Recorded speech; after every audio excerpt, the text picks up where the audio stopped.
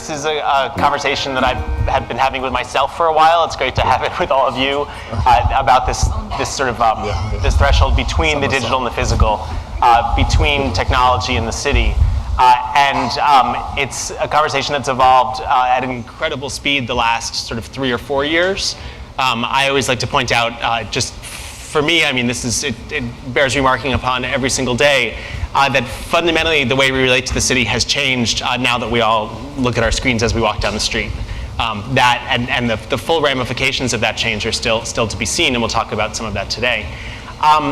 The key, one of the things that surprised me most in my research for Tubes, in my sort of exploration of the physical infrastructure of the internet, was that New York was one of the capitals of the internet. That there are a few buildings in New York, 3 specifically, 60 Hudson Street in Tribeca, 32 Avenue of the Americas in Tribeca, and 111 8th, the Google building, that are probably easily in the top 20, probably in the top 10 most important buildings in the world for the infrastructure of the global internet. The reason they're so important is because they are the places where more networks meet than anywhere else. It's interesting, of course, that now 111 8th Avenue is the Google building. That's a key part of that story, I think.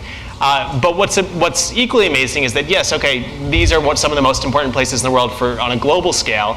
These are places where internet is both, where bandwidth, or we may as well say it, where internet is both cheapest and most abundant. These are the places where bandwidth comes from.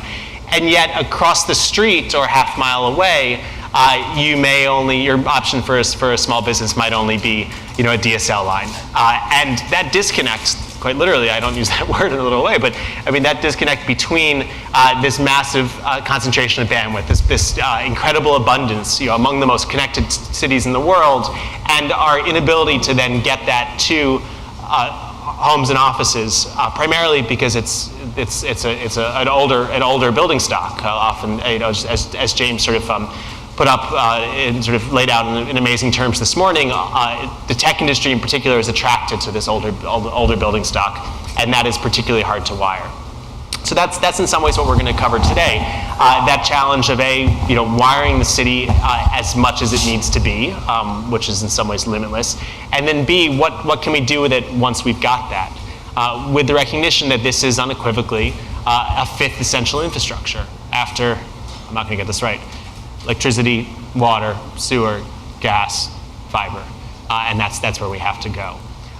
So what I've asked the panel to do is rather than sort of do presentations, but with the recognition that they all have something I think precise that they want to say and they want to communicate to all of you.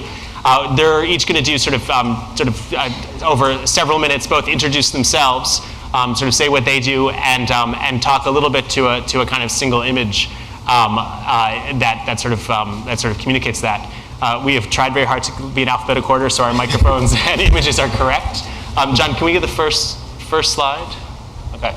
And of course, I take full responsibility for putting their names and titles on the bottom of the slide behind them, as much as it's reproduction. Scott Anderson, who's a partner with Control Group. Can you start a few minutes of kind of how you see this issue?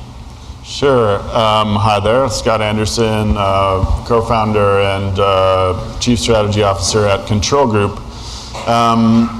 We are a company that utilizes strategy, experience design, and technology as it services the interfaces between humans and machines.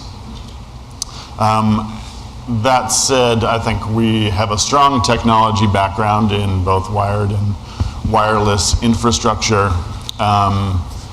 And now we see and develop digital products for people on innovative and emerging platforms.